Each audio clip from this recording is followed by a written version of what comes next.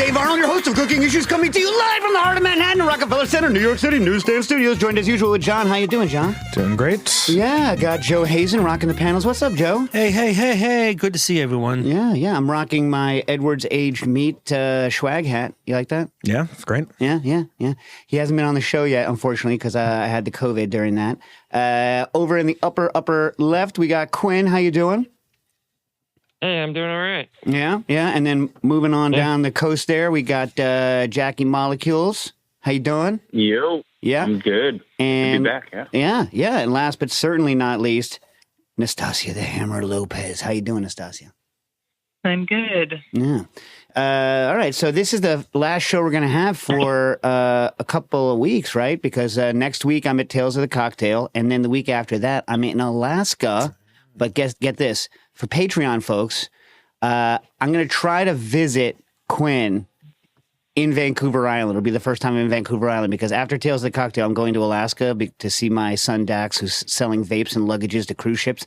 If you happen to be on a cruise ship in this summer in Juneau, Alaska, please go by. I don't remember the name of the shop, but it's right there by the cruise ships. And just, if you have to buy a vape, buy it from Dax. That's all I'm saying because he gets a bonus at the end of the year. You know what I mean? That's all. Anyway, I'm going to try to stop. And Quinn, should we do a little thing for the Patreon folk if I make it there or what? Oh yeah, we'll do something. Yeah. All right. And John, you want to tell them how to get on that Patreon there? Patreon.com/cooking issues. There's a couple different membership levels. I believe even a free one. There's a lot of great perks to signing up. You get access to the Discord. You get discounts with people that we work with, like Kitchen Arts and Letters, Edwards Aged Meats, Glassfin, a whole bunch of other great things, and prioritize answer or getting your questions answered. I mean, just a whole bunch of awesome stuff. So check it out, patreon.com/cooking issues. Yeah, by the way, Tales of the Cocktail, the crappy thing about Tales of the Cocktail is that my actual Megillah is on Tuesday right during, actually right after we would be recording, so I can't.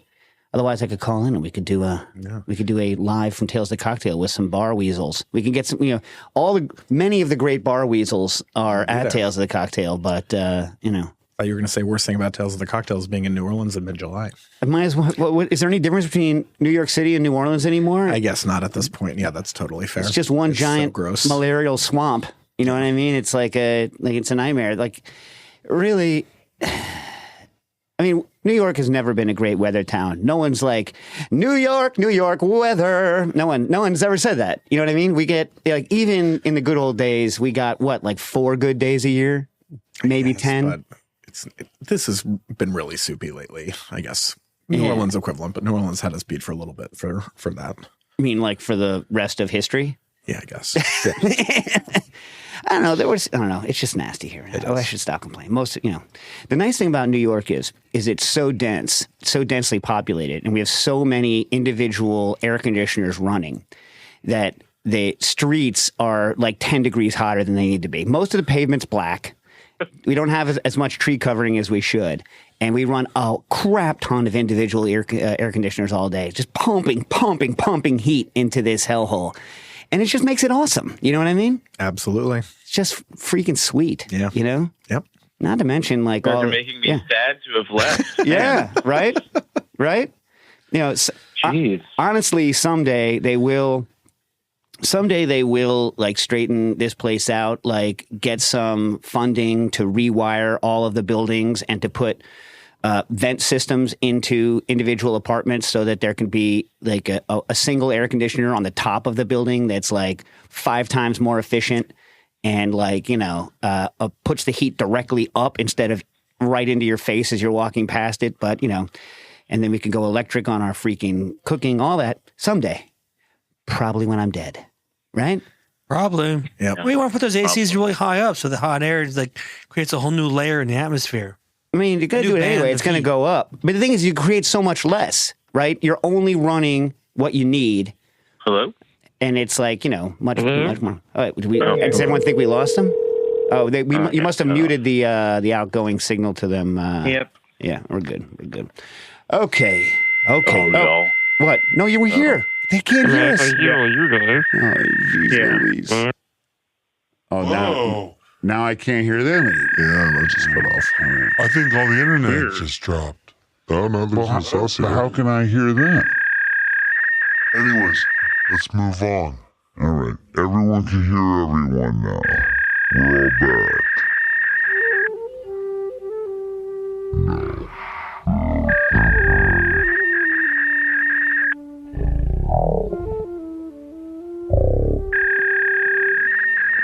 If you would like to make a call, please hang up and try again.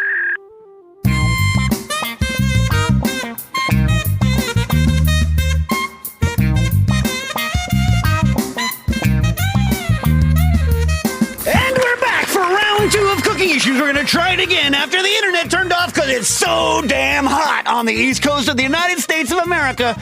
We've got John, Joe, Jack, Quinn, and Nastasia in the house. How you guys doing? Fantastic. Feel good. Yeah, that was terrific. So what happened was I haven't looked at the internet yet, so I can't necessarily say it was someone in Canada. But the last time this happened, it was someone in Canada flipped a switch. Whoa. I'm just saying, the last time this happened, somebody in Canada flipped a switch and blew everything up. Wasn't someone down here. That's all I'm saying. That's all. That's all. But that's not you. It was like Toronto last time. But apparently there was problems with the internet on a lot of the eastern seaboard. So who knows? Who knows? Who knows? Again, really making me wish I didn't move.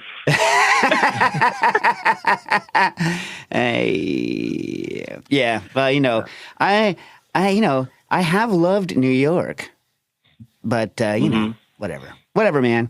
Yeah. I'll see what the great state of Alaska does for me. So, where we left off before was what have you guys done this week? What's going on?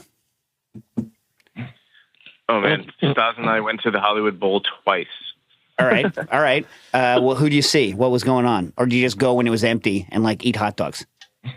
No. We saw Beck the first time, Ooh. and then the music of John Williams with the Philharmonic the second time. And the Philharmonic actually played with Beck the first time as well. Okay, hold on. Did John Williams? He's alive, right? But like a billion. Is that true?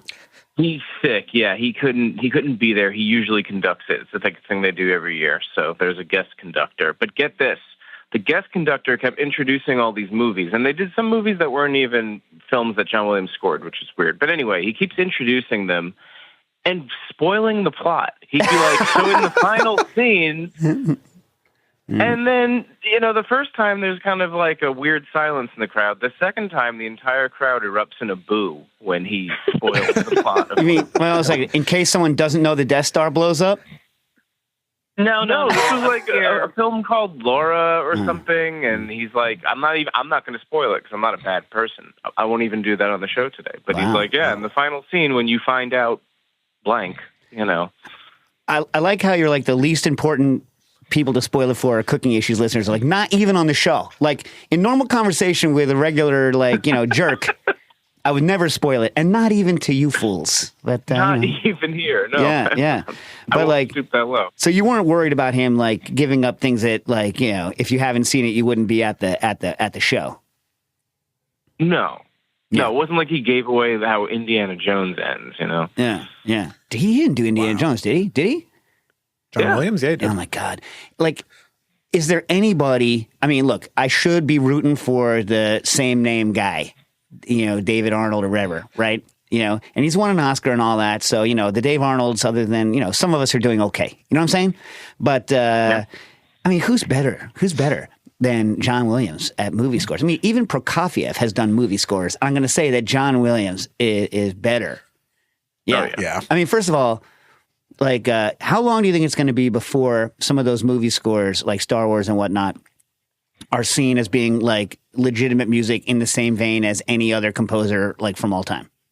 That stuff's great. I think it kind of is. I mean, bam, bam, bam, bam, bam, bam, bam, bam. I mean, like whenever you need like evil theme music, I think of it like John Williams stuff. Yeah. Although what's confusing is that the head of ASCAP BMI, his name is very close to John Williams and is also a composer and is the person who wrote the music for Emmett Otter's Jug Band Christmas. Is also alive and is in his like late 80s. Someone look up his name. It's super close, so I always get them confused. They are entirely different people. The person who is was the head of ASCAP BMI, he was, you might recognize him from Smoking and the Bandit as Little Enos. Yeah. Songwriter, yeah. Interestingly, did not write the theme song for Smoking the Bandit, which is Jerry Reed's Eastbound and Down. Great tune. Yeah, Loaded Up in Trucking. Yeah. Okay. I don't know if you realize this, but a whole movie, this is what they used to do in the 70s. I don't think they do this. Willy Wonka, right, the original Charlie and Chocolate Factory, right, was meant to shill out chocolate bars, right? It was an advertising scheme, right? Movies are so expensive now that unless you're huge like Barbie, you can't do a movie as an advertising scheme. You know what I mean? Yeah. Smoking the Bandit, the entire plot, for those that haven't seen it, is that Jerry Reed and Burt Reynolds are driving from wherever they started in Florida, I guess, to Texarkana to pick up a load of Coors, Coors beer, put it on a truck, and get it back to wherever they were in Florida, Atlanta. They're in Atlanta. They're thirsty in Atlanta, and there's beer in Texarkana. Right. So they have to make it back within a certain length of time to get the money that Big Enos and Little Enos, I believe Burdette, were going to pay them. And that's the whole movie, is them trying to get a truckload of beer within 24 hours back to Atlanta from Texarkana. That's it. That's the whole movie. Yeah. Anyway. Solid. I mean, it's right up there with Star Wars. Yep, classic. Indiana Jones. What else? What else did they play yesterday that was good? Or was it? No, wait. When was that one? Was that the first one or the second one you saw? That was the second show we saw. Yeah. But what else did they do? Like, what else do I know that I don't even know he did? Oh, E.T. they did the Sunday Night Football theme. Whoa! He wrote that? I thought that was Hank Williams Jr. Are you ready for some football? Oh, wait, Monday night? Sunday night. Sunday. Oh, I mean, are you ready for some football? Do you know? I mean, I love that Hank Williams Jr. song. Not that I'm a Hank Williams Jr. fan. Anyway, so what's that? How does the Sunday Night Football go? It's like it's orchestral. It's like the NFL Films music, basically. No. Sounds more like that. And then also the Meet the Press theme and the Olympics theme. Oh, what? I mean, come on, man. Come on. I know, right? Come on. You guys done everything. Yeah. And Jurassic Park. Oh man. Yeah. How was Beck? Stars. Amazing. Yeah. Really amazing. Yeah. Did he Right, Jack? Did he play loser or not? Yeah, he did. Really? Close with loser because he used to hate that song, right? But now I guess he realizes that you have to play it because you have to. Yeah. It was great. He played with the Philharmonic, so it's a pretty special arrangement. So what is he, the Moody Blues now? Remember when the Moody Blues used to do that? Yeah. Nights in White Satin. Yeah. Nights in White Satin. And they had the entire London Philharmonic. Yeah. I mean, it's a weird move for a rock band to play. Did he play Devil's Haircut? What did the orchestra do for that? What did the Philharmonic do during Devil's Haircut? They played a really good arrangement, actually. Yeah. Okay. Great. What did the orchestra play during MTV Makes Me Want to Smoke Crack? He did not play that song. What? Shockingly. He didn't play MTV Makes Me Want to Smoke Crack? Is it because no one watches MTV anymore? So no one even knows what they're talking about? Yeah, exactly. That was a good song, though. He didn't do Sound and Vision, did he? No. All right. Did you eat anything? Did he eat anything? Have you eaten anything in the last week that is interesting to talk about to our theoretically food-related podcast listeners? At the Hollywood Bowl, there's really good wine. Really? Choices. For real? Yeah. Huh. Yeah. Well, what do you have? Yeah, it's like a convenience store. They have like a bodega style fridge with just bottles of wine and beer. It's interesting. I've never seen anything like it in a menu. Huh? And how much more do they charge than a regular Megillah for it? Like twice as much? No, it's actually affordable. Like I'd say there's a bottle of wine that I like that's usually like $23, and it was probably like $31 there. And did they have for Jack? Did they have the Yellowtail Merlot that he loves so much? No, they didn't. Much to my disappointment. Yeah. All right. And when the internet cut us off, John was telling us about his veal balls. Yes, the bitter ball. No, braised veal held together with the roux and the reduced braising sauce and then deep fried. It's very tasty. No. A lot of fun. Yeah, nutmeg, You like a all right. You like a wintry, like a nutmeggy spice in your meat products? Yes, not like love, but again, trying to like tap into the Belgian kind of way of doing things. It's like Braunschweiger, right? Like those kinds of sausages, like veal, like liverwurst stuff, has like a little bit of that, like a little. Yeah. There was like a huge spice boom after the Crusades, in northern France and in Belgium, and that's when like the cookies, the speculoos cookies started coming out. You know what those are? Delicious. Yeah, they're great. Yeah. Love it. Yeah. Love the speculoos spread too. From Trader Joe's? I don't know if I've had their speculoos spread. It was like a Biscoff one. That's the one I'm familiar with. They just chum it up, make it into a goop. Yeah. Yeah. I mean, how could it be bad? Oh, I love those Biscoffs. Yeah, exactly. All right. And Quinn, I know you're itching. What do you got? Well, for the patrons, last week I released another recipe calculator. This one is my chocolate gelato calculator. So if you need to make some gelato to beat the heat, there you go. Let me ask you a question. What needs to be calculated about a chocolate gelato other than multiply the recipe by X amount so people know what they're looking to download? Right. You can use. You can multiply it by 1. You can multiply it by 2, 3 even. No, you can, but you can use chocolate with theoretically any sugar or fat percentage. Also, a liquid with any sugar or fat percentage, and it will rebalance the recipe. I see. Do you have anything in it that when they choose something that you hate, it goes, "Ay!" No. Well, you got to work on that. Got to get that in there. You know So what I mean? in theory, you can also use water as a liquid. Yeah. Do you ever do the coconut milk as liquid? I used to love, well, I guess not gelato then. I used to love all of those chocolate sorbets with coconut milk. What was the name of that awesome sorbet company that they still exist, but their sorbets were so good? It was a woman's name and then sorbet. And her chocolate sorbet with coconut milk was just great. She used a super deep, dark chocolate. And it was just hyper chocolate because there wasn't a lot of fat to cover up the kind of chocolate flavor. Man, it was good. What the heck was her name? So good. Anyway, yeah, check out Quinn's calculator if you're a patron. If not, boop, boop, boop, boop, beep, boop. You know what I mean? Yes. So I will be releasing it publicly at some point. At some But point. not yet. Yeah, at some point. Who knows what that point is? By the way, speaking of Patreon stuff, I have so much information that's going to go into the new book, like tables of things. I'm wondering if I should just put it on the, maybe I'll release it, pre-release that stuff on the Patreon, because what my plan is that like a lot of the stuff for the book is more calculator friendly.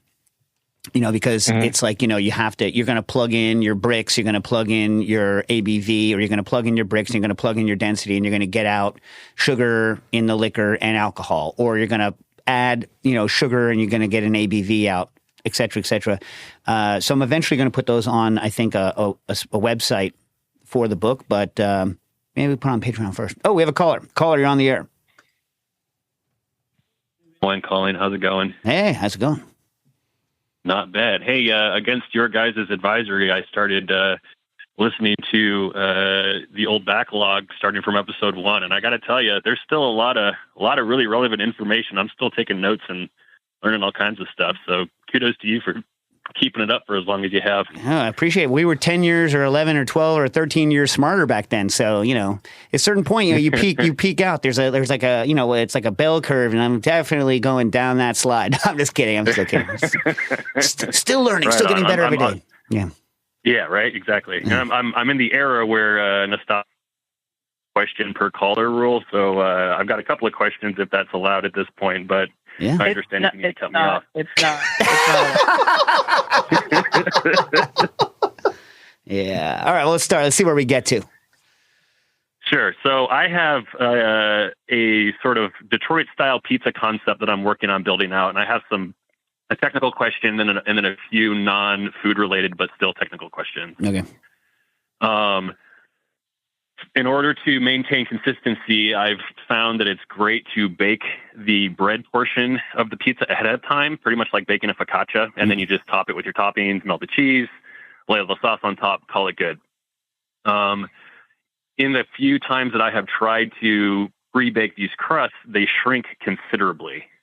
Like in a 12 by 17 inch pan, it loses like an inch to an inch and a half on each side. Just the dough? Not ideal. Just the dough, yeah. So it comes out of the oven, baked out big, and then shrinks down that much? It comes out of the oven shrunk. Oh, it comes out of the oven shrunk. Huh. And I don't know if it's because, so I'm baking it the same way I normally do when it has toppings on it, which is at 450 degrees in the convection oven. Mm-hmm.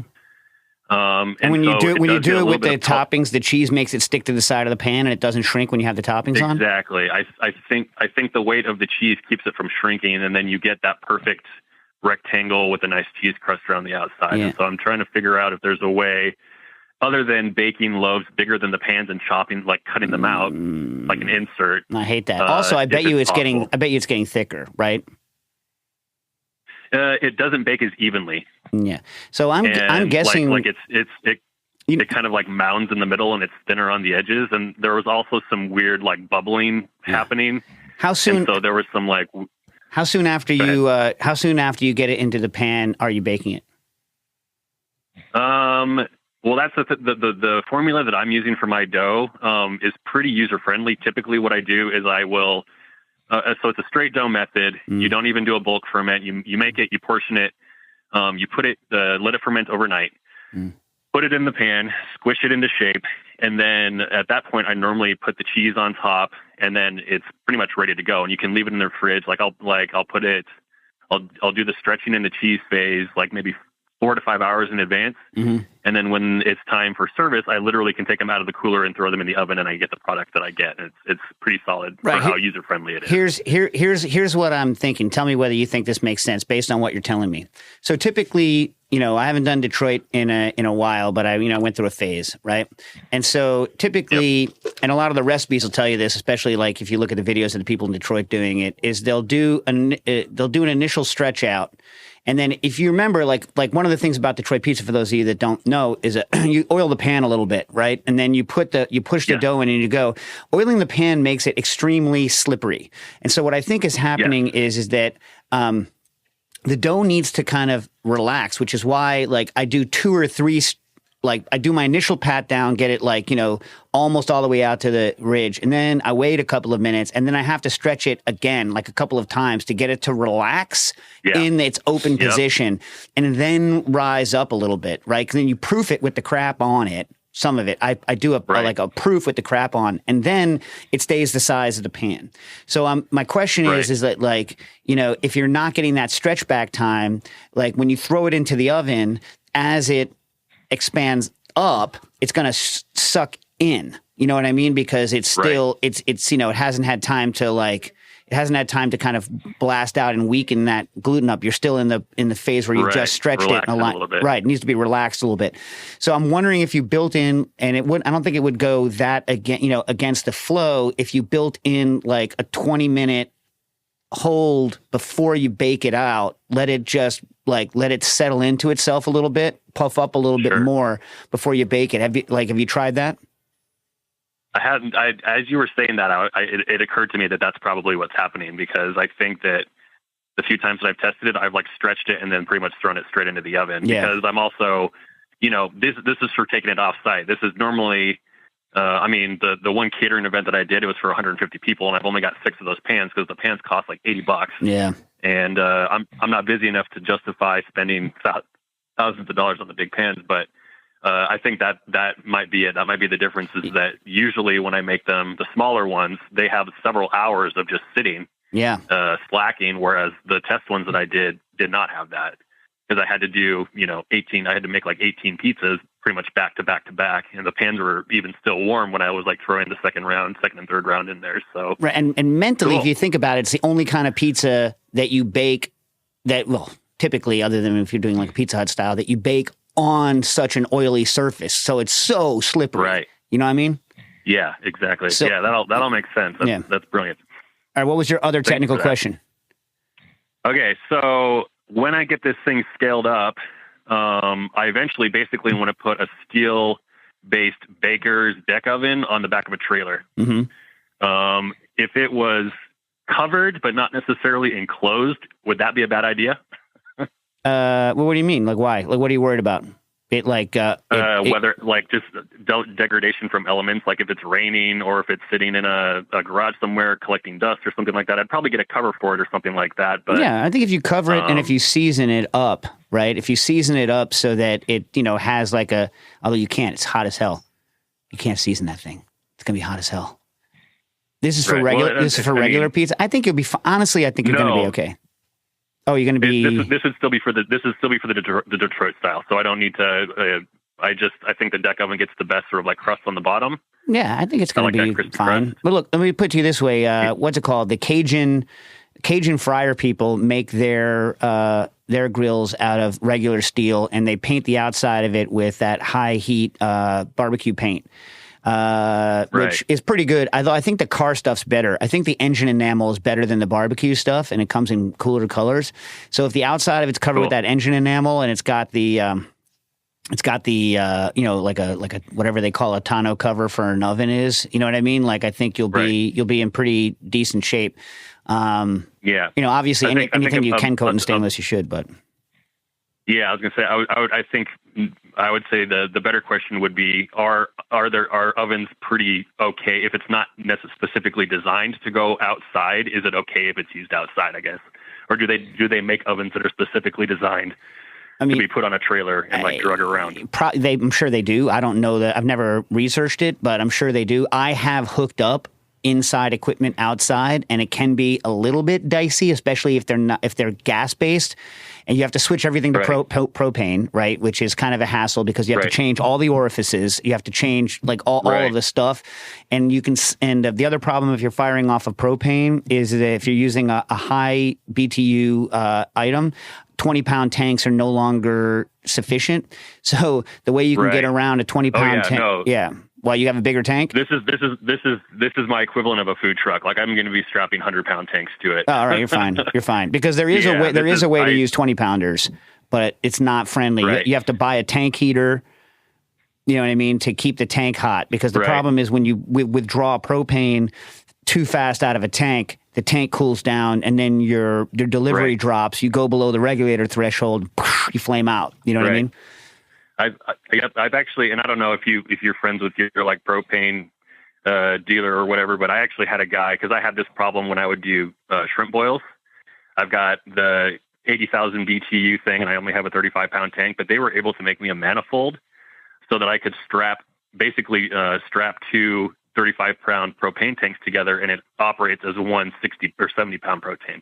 Yeah, that's cool. No, yeah. Or the other thing to look at if you can't do that and you need to do it, like because I've run commercial like 50-pound deep fryers off of 20-pound tanks because you can do it for a couple of hours if that's what you need.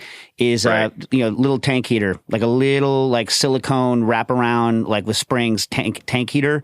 And you set it like, just at like, 80, 90 F, boom, and it keeps your tank rocking the entire time until the sucker drains.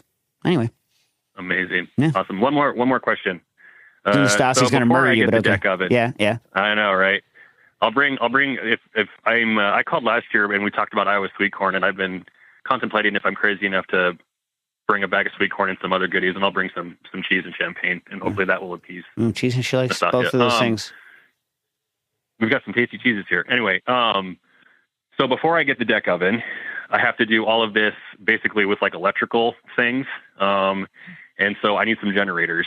And I guess what would be your best bet insights on how to handle that? So currently I have a half-size convection oven that pulls 240 watts. It's a 240.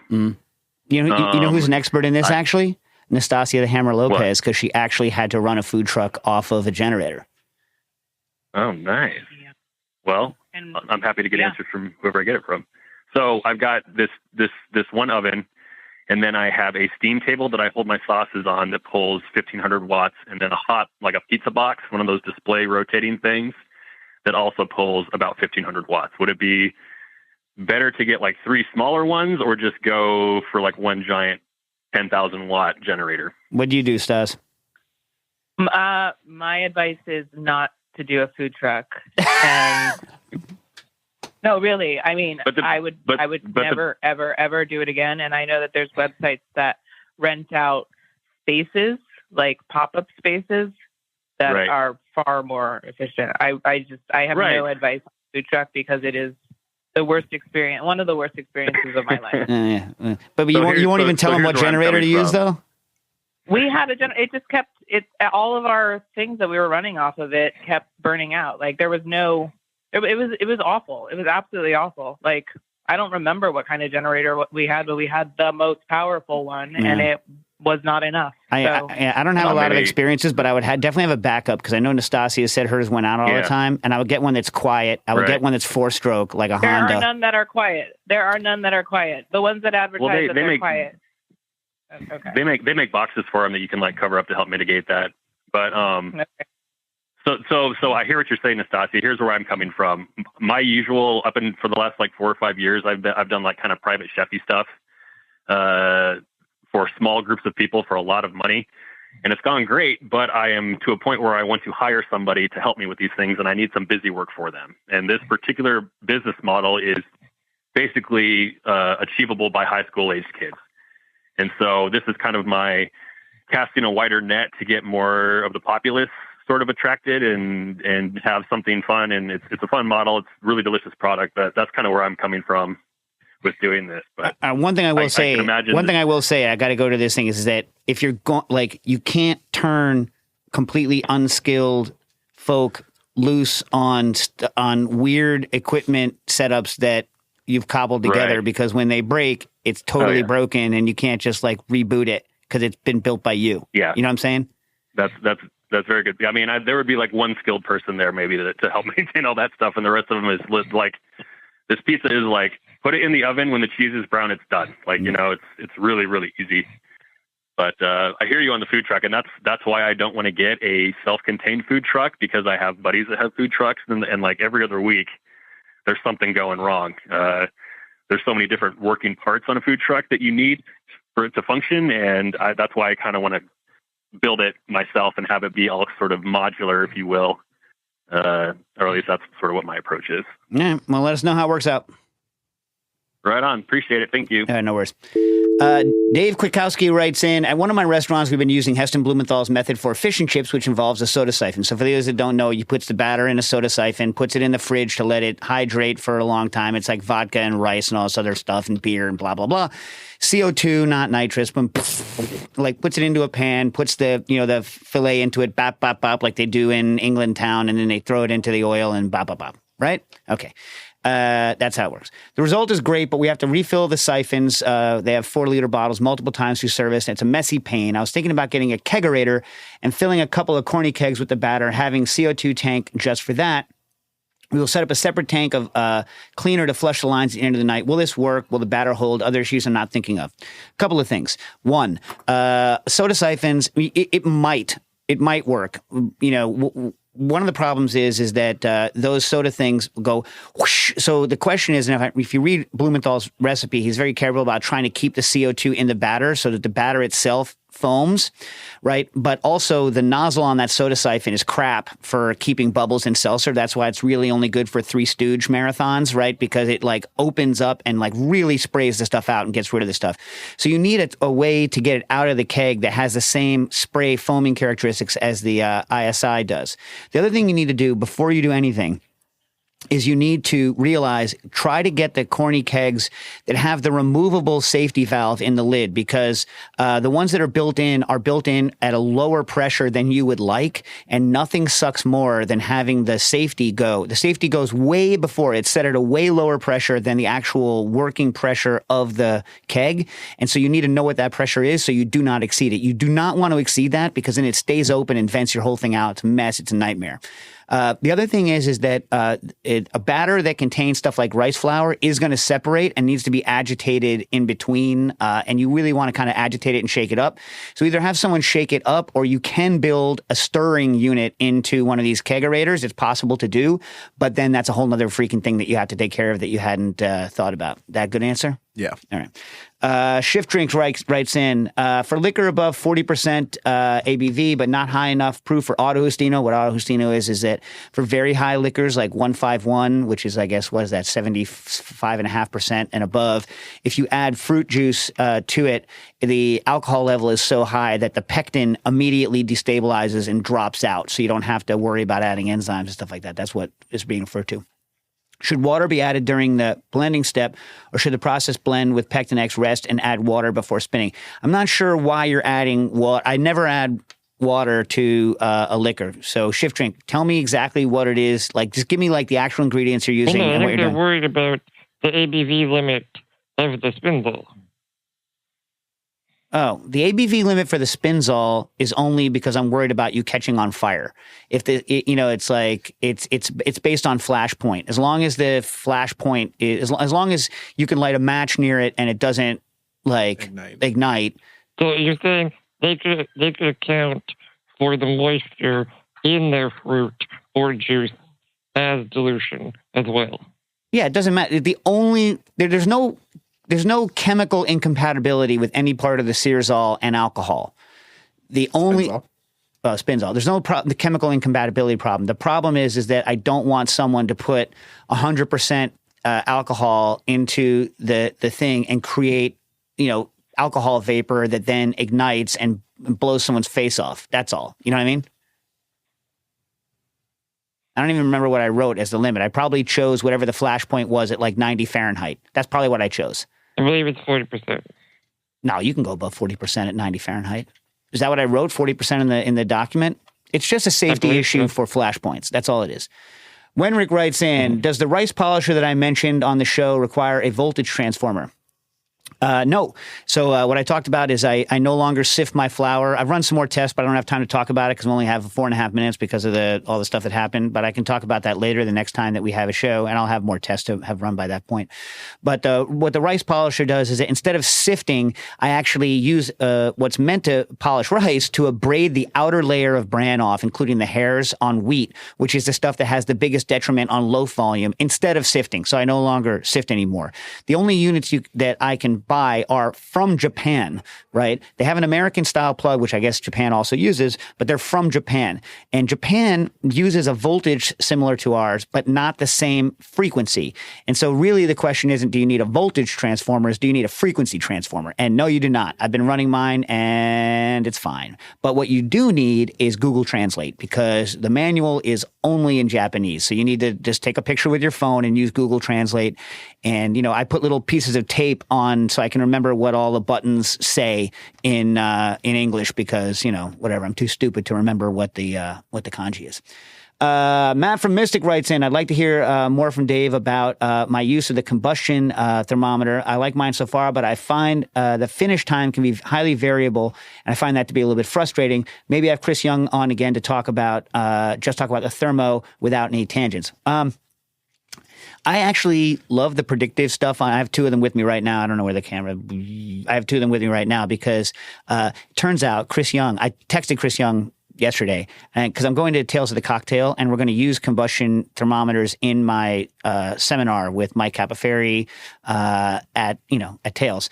And I tested this because one of the things about carbonation is when you carbonate, the temperature rises, right? The act of putting CO2 into solution actually raises the temperature. So to prove this, during my bar training, I put a thermometer in and I shook it with the thermometer, and it's the only time I've ever had a bottle break because, did I say this last week? Did I mention this story? I don't know if you said it on there.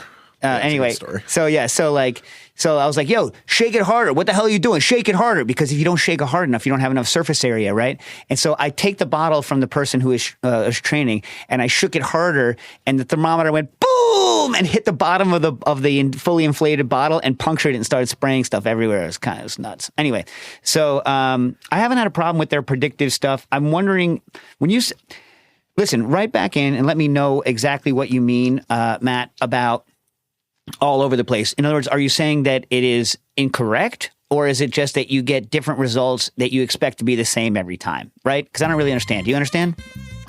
I don't really understand. Yeah. All right. B Dunn writes in, I'm a big fan of cachaça, both as a sipper and incorporated into cocktails. I have 2 bottles of Jambu cachaça from trips to Brazil and family who have brought them back. Mostly I've used these as a party trick for the numbing power of the liquor. How do you think about creating drinks with numbing products like Jambu or Sichuan pepper? What kinds of flavors are accentuated by numbing?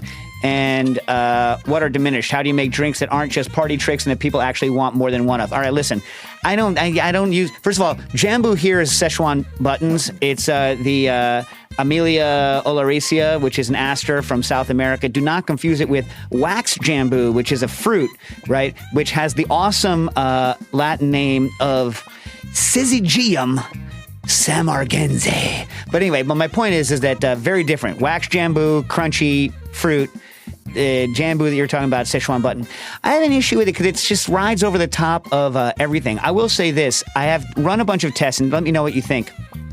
If you have a little bit of that, regular wines taste like orange wines. Regular white wines, to me, taste like orange wines. And McGee says he thinks it's because the rancidity in the Szechuan oils that I'm using is what's causing that. But if you have the Jambu, let me know whether a combination of that and then taste it, wait a second, and while it's still in your mind, taste white wine and tell me whether or not it tastes more like orange wine to you, whether it enhances like your perception of oxidation in the wine.